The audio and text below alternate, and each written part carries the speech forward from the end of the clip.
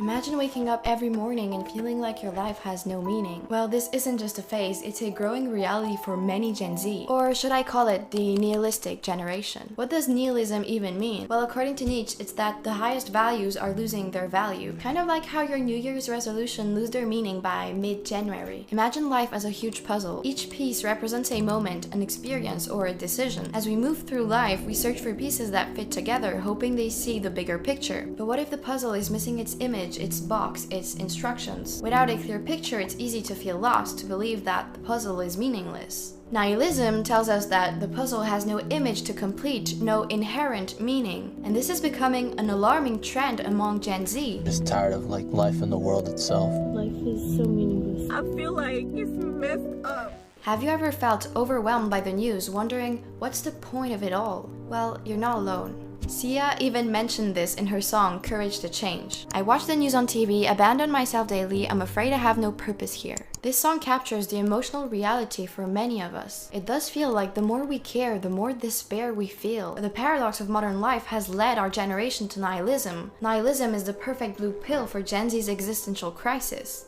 And can we really blame Gen Z? Nihilism, anticipated by Nietzsche in his famous quote, "God is dead and we have killed him," predicted that the loss of faith in religion in the 19th centuries that gave humanity for centuries a meaning to life would bring nihilism. And while we can't deny it, Nietzsche was right. With the rise of political division, climate change, and while so many issues Gen Z has to face, it's no wonder we would fall into nihilism. Because, well, nothing makes sense anymore. Lack of interest in politics and societal issues is a reflection of a nihilistic generation. Because if nothing has inherent meaning, why engage in societal structures that seem inherently flawed? Why even bother? Don't worry, I'm not going to use Camus and Sisyphus to try to replace nihilism with absurdism, even though I might bring him a little bit later into the picture. But I think we could use a new perspective on nihilism. And this is what Moriaka tried to do in Nihilism and the Meaning of Life. Even though, just like me, he had to bring in Nietzsche and his famous quote, "God is dead," to touch on the fact that now most of the population is atheist. Before we start, I want to be clear that this very atheist perspective is not an argument against religion, as I am myself very spiritual. And that's when Camus comes in and tells me that I am in bad fate. And well, fair enough, but if believing in a higher power helps me not question my life on a Monday morning, well, sorry Camus, but I guess I'll take it. Anyway, back to the atheist perspective. Philosophers like Leach argued that nihilism might be a product of modern conditions rather than a fundamental truth. Boredom and disconnection could lead people to feel that life is meaningless, suggesting that nihilism could be more about our current situation rather than an inevitable outcome. He also addressed the ethical implications of nihilism. He described the issue with moral ambiguity, which means that without inherent values, deciding between what is right or wrong becomes challenging. If something has no true significance, if nothing has inherent value or meaning, why should you follow any moral codes or treat anyone well? Which, for obvious reasons, causes a big issue. Tartaglia, him, seems like a happy nihilist. He looks exactly like the memes we see online, just like Gen Z, who claim to be happy nihilists. Tartaglia says life is meaningless. I think he really took by heart Camus' famous quote, "One must imagine Sisyphus happy." But I don't see a lot of Gen Zs really being happy as Sisyphus. So well, if Tartaglia is happy with the meaningless of life, good for him. But this is exactly what Morioka decided to criticize in his book. In his conclusion, he says, "Of course it could be that Tartaglia simply likes the sound of the idea that everybody's life is meaningless and worthless. Just as he tells us that he describes himself as a nihilist because I like the sound of it.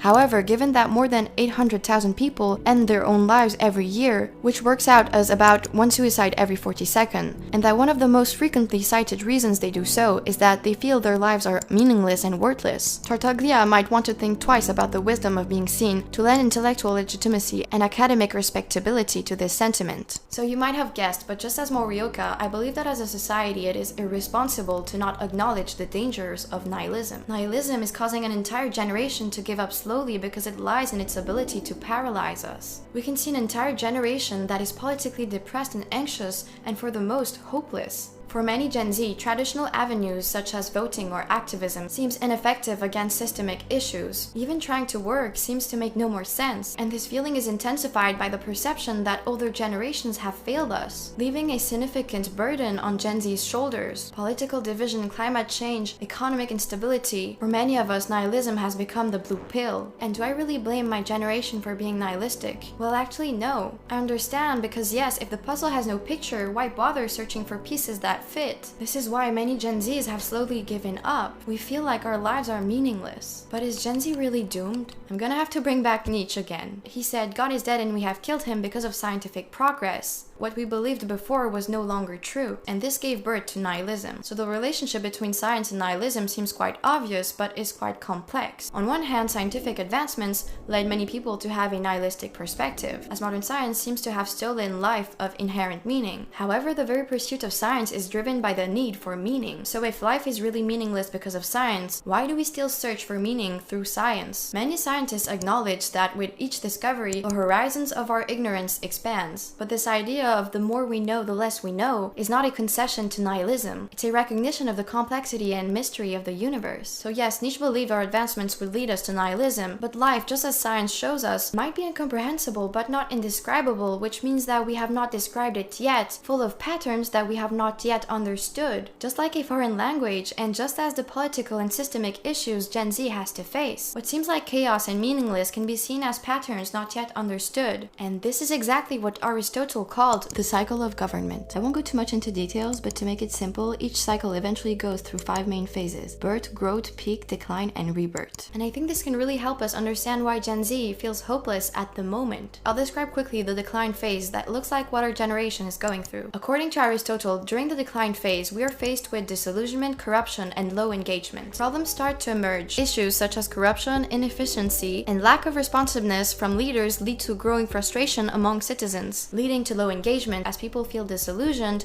they stop engaging. They feel their efforts makes no difference, leading to apathy and cynicism, in our case, nihilism. So this can explain Gen Z's nihilism, but I think there's also the fact that many of us are criticized by older generations, particularly baby boomers that love to say that Gen Z is lazy. In the book Sois jeune et tais-toi by Salomé Saké, she challenges the common narrative that younger people are disengaged and superficial by demonstrating how each older generation tends to criticize the next generation. She also shows how societal changes constantly come from the younger generation. A great example of this is the May 1968 protest in France, where young students went out in the streets to demand their rights and voice their discontent with the status quo. These protests played a crucial role in political and societal reforms in the country. So yes, there's no denying Gen Z is dealing with a lot of societal issues, but I believe that maybe Gen Z is starting to piece together their own puzzle. The image we create might be different from past generations, but it doesn't mean it will be less meaningful. But to finish the puzzle, we need to use our own voices. And the main issue is that many Gen Zs don't feel worthy of speaking up, not only because they believe that life is meaningless, but they started believing that their own lives are meaningless, and so that their voices are meaningless. But Voltaire once said, "I disapprove of what you say, but I will defend to the death your right to say it." This means he strongly believed in everyone's rights to share their opinions, even if he disagreed with them. Voltaire thought that each person's opinions is important because it represents their freedom and individuality. He also believed that expressing different opinions challenges those in power and prevents unfairness. He saw debate as a way to grow and improve. And John Stuart Mill introduced the harm principle, which says that people should be able to express their opinions freely as long as it doesn't harm others. And even if some opinions are mistaken, he believed that it helps discover the truth. So with all of this said, even though older generations love to criticize Gen Z, well, Gen Z's opinions matter, and your opinions matter too. But I guess to have opinions, we have to find life meaningful in the first place to even want to build our opinions and find our own truth. But what even is the truth? Many argue there isn't even a real truth, which leads us back to nihilism. If nothing is true, then the same goes for nihilism. Or maybe the truth, as long as it doesn't harm others, is as subjective as nihilism is. And so just like our puzzle that doesn't seem to have instructions, well, it doesn't mean the puzzle is meaningless and that trying to complete it won't resolve in its accomplishment even without the instructions. Ralph once said,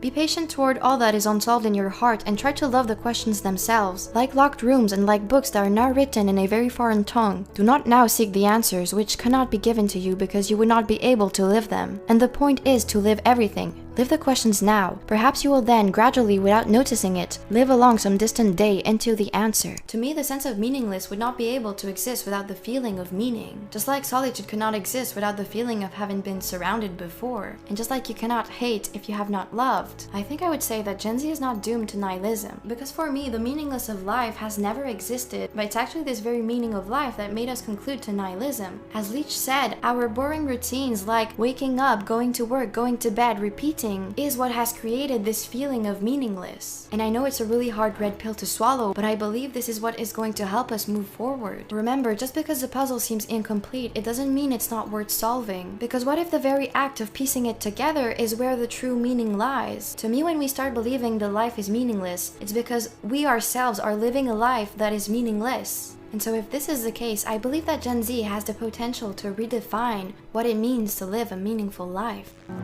You can decide life isn't worth living. And that would be the worst thing you can do. How do you know?